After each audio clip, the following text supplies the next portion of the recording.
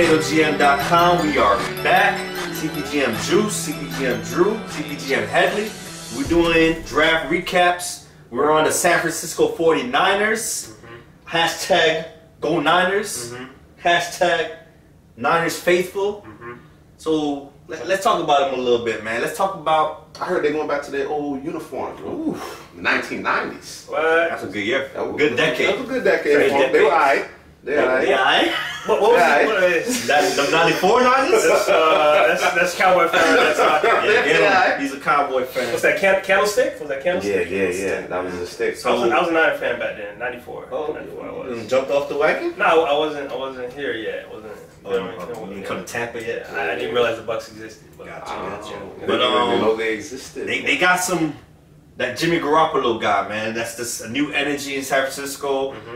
He brought life to these guys, man. They were already kind of building something on defense, and they added Jimmy Garoppolo in the middle of the season, and I don't think he had a turnover. He still has to have a turnover for these guys. So, what do you think about the Jimmy Garoppolo trade?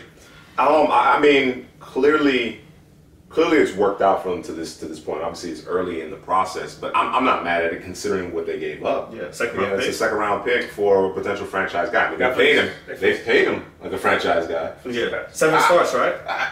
Yeah, total. They fleeced the Pats. They fleeced them. Got Pats. I don't know that it was a fleece. I think because of what the Pats could have gotten from the Browns. I agree. I agree with that. I agree with that. But that whole situation, the trade in of itself, stems from deeper things on New England side. You know what I'm saying? Whether it be Brady, whether it be Bob Kraft, whatever the case may be.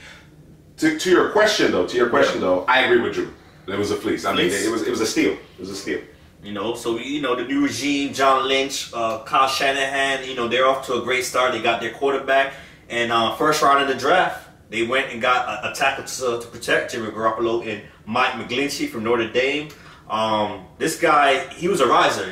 At first, they were like, there's no tackles, no 5-star recruit, no tackles that could come in right away and be dominant. We were hearing a lot of different names, Connor Williams, Orlando Brown before the combine, and we didn't think there was going to be a top 10 tackle in this draft, and the Niners went and got McGlinchey, my #1 offensive tackle. I feel like this guy he's ready to play right now. The polish, the footwork, the hand placement. I think he's a technician, and he'll start right away at right tackle for the 49ers. What do you guys think about Mike McGlinchey? Well, you didn't even mention who they traded away, who they initially hadn't traded away, which was Trent Brown to the Patriots again. They got a 3rd round pick for that. And you named all the positives, so I'm just gonna hit him with a couple of negatives. But loose leverage via his feet when he would miss punch or causing him to lean and grab. Also he tended to get away with a little grab and pull. I don't know if it's a positive or a negative, depending on how you look at it. I mean, hey, take it how you can get it. And I put his best footballers ahead of him. I like the pick when did they trade Trent Brown before or after? I think before. Before? Okay, so fact check that. Yeah, fact check. So I mean, if that's the case, it makes sense. I like the pick, man. You got to protect your quarterback. You have Joe Staley on the left side. Now you got him on the right side.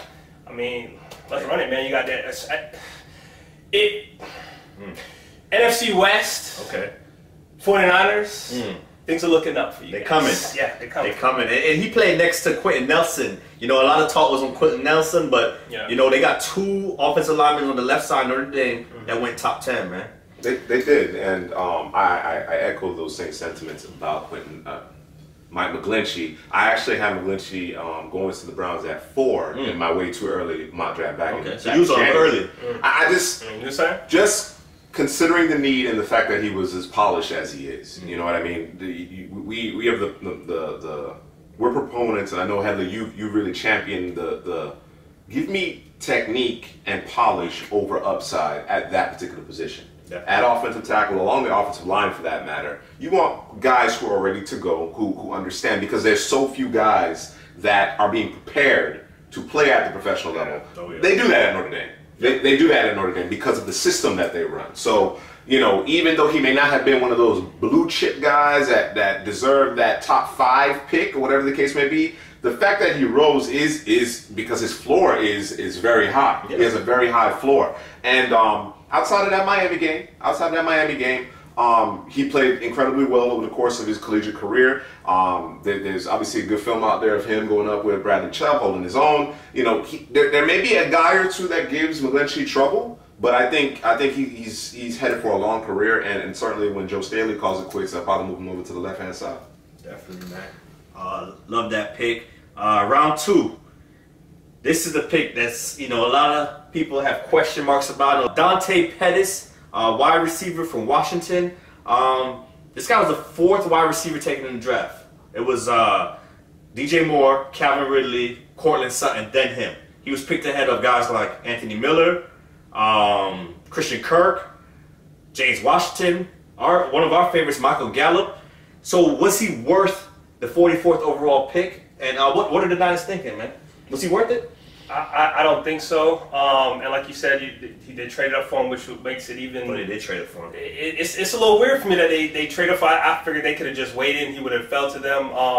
You know, it makes me think this is a Kyle Shanahan pick. This is a guy who could, you know, potentially play that Taylor Gabriel role. But again, he's played all over the formation. I'm not a fan of the pick, man. I would like for you guys to explain it to me. What was the thought process there? Because I'm not on board with this pick.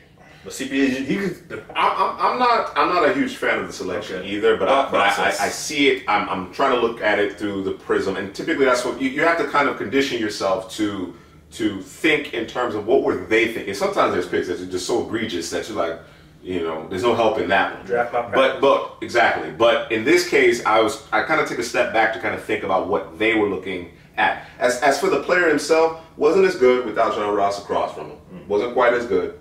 But good production throughout his career. Very intelligent player.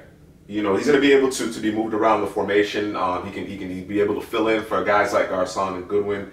In the event that they go down, those guys have had, you know, checkered past as far as injuries are concerned. So that flexibility, I think, to your point, Drew, really appealed to Shanahan. Yeah. The fact that he was asked to run the entire route tree, again, in Shanahan's offense, which is a little bit more complex than most offenses, you know, these days, I think that bode well for him. So in terms of the curve, while he might not have the ceiling that some of these guys have that you mentioned, the James Washington, Anthony Miller, so on and so forth, I think the learning curve isn't quite as steep for him. Not to mention he's from the West Coast, San Francisco. Their scouts that's right up the road, right up the Western Seaboard. You know what I mean? So they've gotten a lot of opportunity to get a real good look at him, and I think they're just comfortable with what he brings to the table. In addition to the fact that he's excellent in the return game. Yeah, I was going to bring that up, man. He does give you something in the return game. Like you say, he's versatile. I think he's very polished. He tracks a deep ball really well. But, you know, my question mark on him is physicality. Yes. You know what I'm saying? If he's not getting touched and he's running out there free, he looks good. But,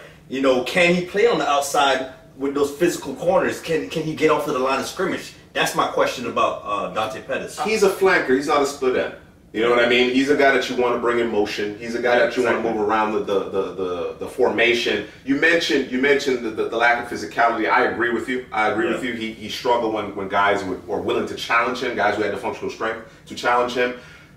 But you use the term polish on Pettis as well as McGlinchey, and I think that's what John Lynch and Kyle Shanahan were looking for. They're looking for guys who have a certain level of preparation and are ready to be professionals because it's such a young team. Yeah. It's such a young team, and the expectations are growing. And you just paid Jimmy Garoppolo a ton of money. The expectation is you need to win. Yeah, you put some weapons around him. And put some weapons around him. So you need guys who are going to be able to get acclimated to Kyle Shanahan's offense, his scheme, very quickly, you know, and have a reputation for being, you know, very studious and taking and having a very business-like approach to what they do. And you before you go to the next, you talked about the scheme, and when Atlanta was at its best that year, they went to the Super Bowl 28-3. Oh, here we go. You know, you got it in there. You know, they were at their best, and that was one of the most prolific offenses we've seen since the greatest show on turf. And a lot of the scheme was to move receivers in motion, whether it was Julio, whether it was Taylor Gabriel. So when you talk about him, you know, being worried about, you know, his physicality and stuff, you can work around that. You know what I'm saying? Not on the outside, but from a slot position, halfback position. You know, those types of positions, you can work around that, and that's part of Kyle Shanahan's offense. So maybe they have, like you said, they had a game plan in mind. They kind of knew, okay, if we're trading up for this guy, and usually when you trade up for a guy, you have a specific thing that you want them to do for your football team. So in that aspect, I get it. I don't. His talent, I don't think matches where he went. Let me say that. That's fair. I think what voted in his favor was certainly the proximity, the fact that he has a very high football IQ, and there's versatility. I think he's going to be able to they're going to give him the playbook, and I think he's going to digest it, and he's going to be able to play any of the spots, the X, the Z, the Y, whatever. He's going to be able to play all of it, and then he helps out in the third phase of the game as well. All right. So after the Niners went offense with their first 2 picks, the next 6 picks, they went defensive side of the football. Starting. John just walked in the room and said, yeah, he's like, move out the way. All right, I got you. Let me get back to what I do. And they went Fred Warner with their 3rd round pick. Fred Warner, when I put on the tape of Fred Warner, it's kind of when I put on the tape of Miles Jack a couple of seasons ago, where he's a linebacker, but he plays a lot of slot position on the edge. He doesn't really line up in the box that much. So that's his weakness right there. Can he line up in the box and support the run? I don't know if he could do that, but what he does have is movements. He knows how to move in the pass game. He knows how to get his hands on the football, and he's athletic. And think about the defense the 49ers play. They run in that 4-3 Seattle, Atlanta Falcons defense, that cover 3, where we want speed at the outside linebacker, the weak side linebacker, and just run to the football. So he might help them in that capacity, man. What do you think about Fred Warner? Is that the weak side of Seattle's defense? That is that KJ, right? Yeah. And then for the Falcons is Devontae Campbell. So the cleanup guy. Yeah. I mean, if he can fight through blocks, I guess the weak side, you don't have to fight through blocks. You kind of just come unblocked most of the time. So, I mean, if he's kept clean and he can use that speed, it's a great find. But, when I saw him at his best, he was in space. Yeah. So let me ask you a question. You guys have watched more film on Fred Warner than I have. Were you seeing examples of him getting engulfed, or was it just a matter of just schematically he wasn't asked to kind of stack and shed blocks within the box and mix it up? It wasn't that he wasn't asked, because there was times, like Helly said, he would line up at the line and a run would come his way. It's not. It wasn't a physical edge? No, it wasn't Ruben Foster. He's not coming up there moving people around, and he's kind of. It's kind of, I don't want to say finesse, but he's kind of sliding through stuff, but it's not at a quick enough pace. So maybe the running back or whoever had the ball would kind of run past him. So it wasn't, for me, it wasn't physical enough. So in other words, they got to keep him clean. For him, they like what he can do, nickel situations, passing situations at the second level. Yeah. But in terms of early downs, running the football or run defense, they need to keep him clean. It wasn't clean. It wasn't clean like I like. Yeah, I thought he was pretty tenacious when getting the chance to come up and hit. It's just he wasn't always in the right position. Yeah. Sometimes he was, like you said, it probably was schematic to me more than his willingness to do it. Okay, all right. I think that's an important distinction. It sounds to me, based on what you said, Ellie, is that it's probably more schematic, and you just haven't seen it. Yeah, exactly. I haven't seen it. He's like the new age linebacker. Right. He's 230 pounds, flying around to the football in this passing league. He's built for 2018. He's built for 2018. Yeah. So their other third round pick of the draft, they drafted Tarvarius Moore, safety, Southern Miss. I know this guy offers some versatility. He played safety in college, but he's 6'2". 190. We know what they're about to do. Cover 3 defense. Yeah. We know what they're about to do. Outside corner, man. Well, no, word is that John Lynch, they obviously want him at safety, but there's a chance he might play corner as well. And you're playing in that cover 3. He will end up at corner. They want him to play corner. Is that Richard Sherman where Richard Sherman's gone, or what are we saying? Because he's got the size, he's got the tenacity I've seen. Obviously got the length. I mean, he looks like that prototypical cover 3 corner. And Richard Sherman's there to kind of, give him that tutelage too. Yeah. 4th round pick, they got Kentavious Street. We see them at the Shrine game. He's a defensive end. He rushes on the edge on running downs, and he can slide inside as a D tackle on passing downs, man. Versatility? Versatility. And the Niners already have a good defensive front. They just need more depth. You know, they drafted Solomon Thomas last year. They got Buckner, Eric Armstead. We're going to go back to the blueprint. Is you got to keep adding bodies. Reckon shop at the Shrine game. It was him, Chad Thomas. They was all on the same defensive line, and you know, on passing downs, these guys move inside and get to the quarterback, man. So you know, it fits the 49ers defense pretty good. Adds more depth to the defensive line. You know, the thing about Street is that he's not going to wow you. You know what I mean? In terms of testing, in terms of even in terms of his size. He's 6'2", 280.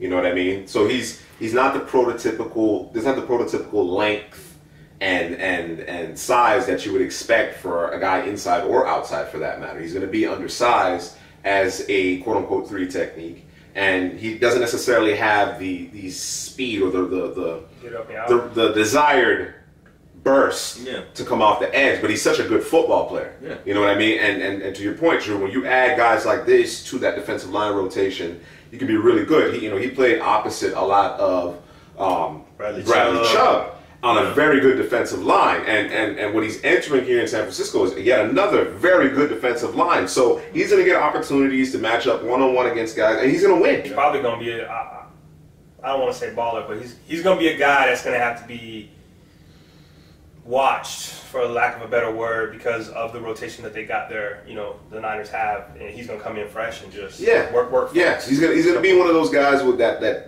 gets 30-35 snaps and is gonna be trouble. Yeah. You know, you probably don't want him playing 60-65 snaps, but about half of that situational guy. Yeah. All right. Yeah. Next 2 picks, Niners got 2 DBs. Their second and third DBs of the draft. Round 5, DJ Reed. Corner from Kansas State, smaller guy. They're probably going to play him in the slot. And Marcel Harris, safety from the Gators, had an injury-prone 2017, didn't play. He's a Gator. Never trust the Gators, what I say, but he's a banger safety, man. What do you got to say about these 2 guys? Well, for DJ Reed, you know, when I looked him up, because everybody was on Twitter, man, it's DJ Reed before the draft. They was pumping him up, man. No one's talking about this guy moving. People are moving up their DB board or whatever. And I looked, man, and all I saw was an athlete playing corner, raw. He's pretty quick, nice ball skills, but you know he's feisty. But everything he's doing that I could see was just it wasn't polished, man. You know, and what better system to take that skill set and plug it into? Absolutely. You know what I mean? And he has return ability too, if I'm not mistaken. So, you know, I like the pick for the Niners, man. I mean, you know, he can sit and learn and learn a thing or two. He's probably gonna be a hell of a special teamer. He's gonna show up, you know, running down, being a gunner, you know, making noise, and probably make his you're gonna know his name, household name because of that. What's the Falcons from the Gators Poole? Was it Brian Poole? Brian Poole. Something similar, but a better athlete. But a better athlete. Yeah, so, yeah. I think Poole probably has the edge in terms of instincts. Yeah. But Reed is a superior athlete. I agree. Definitely, man. I agree. You gonna talk about your Gator? I mean, bro, he was hurt, bro. Every time you turn around, this dude he's hurt, man. And you never know when he's in the game unless he's laying wood to somebody. So, you know, why not? You know, you don't have was it Reed? Yeah. You know, he's no longer there. You know, and why not? Get him a banger right there. Yeah. If he can stay healthy, man, they might have found him a guy, but for now, just gotta stay healthy. Yeah. 7th round picks: Julian Taylor, D tackle, more depth along the defensive line, and the other 7th round pick. This is an interesting name: Richie James, wide receiver, Middle Tennessee State. There was a lot of buzz pre-draft about this guy. Any thoughts? Richie James kind of he reminded me of Anthony Miller without any of the strength.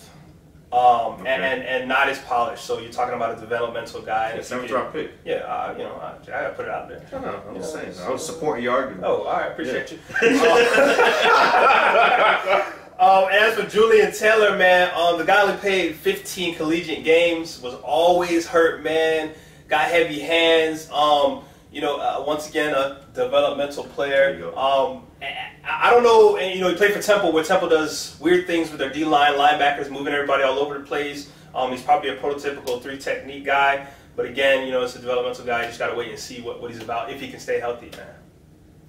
You have it, man. That's the 49ers breakdown. Anything else you want to talk about? Jimmy Garoppolo? No, I just want to talk about how they took Jerick McKinnon from my team, the Bucks. I'm a little hurt. You know, we wasn't paying him that much. But this dude, this hashtag fantasy alert. Fantasy alert. Put him on the poll. You all on board on Jerick McKinnon? I mean, because the hype train. Yeah, the hype train is serious. I mean, listen, if he's there, I might have to scoop him. How early? Well, I ain't look all in the day. Not there. But yeah, man, I think they got a guy there. So I mean, the 49ers are set up for success. And you talk about a division, I think Seattle has kind of fallen off. The Cardinals, you know, obviously they haven't corrected that offensive line, so there's still some things there. So it's y'all and the Rams, man. Where do you think they finish the division? You saying second in the division? Probably second, because the Rams are just they're more together. They've made the playoffs. They went free agent shopping. They shot they handle some business. They handle some business. Yeah, like Russell not in the division. Okay, like I said, the Seattle's falling off. They're not there yet. They're not there yet. All right. Well, before you wrap things up, Hadley, I just want to make sure that everybody knows. Visit us at www.couchpotatogm.com. The full post regarding San Francisco's draft, the recap, the grades, each of our individual grades are on that particular post. Again, www.couchpotatogm.com. Like, subscribe, and comment, man. Drew wants you to comment. Yeah, I want you to comment, trying to chop it up with you, chat it up with you, talk it up with you. We can argue, we can debate, but we can discuss, man. I'm all about it, man. Let me give a shout out. Let me find a shout out. Yeah, we got a shout out. Your boy. But listen, you know, there's a lot of draft nicks. There's a lot of analysts. There's people that, you know, I go into they'll throw something out there on Twitter, and I'll go into the comment section, and they don't comment back. You know, so we're going to comment. We're going to mix it up. You're going to see the logo pop up with our CPGM, whatever it is, next to it, and we're going to talk, man. We're gonna chop it up with you because we want to converse, man. You might tell me something I didn't know. I'm going to tell you something you maybe didn't know. Maybe we disagree, and we come back. And hell, I follow people to argue. We argue it up, and then I end up following. Debate, man. We love the debate, man. Shout out John Niner 8. There he is. I know you've been waiting for this video, man. John Niner. Let us know if we missed something. I don't think we did. Got everything. All right, CPGM.com.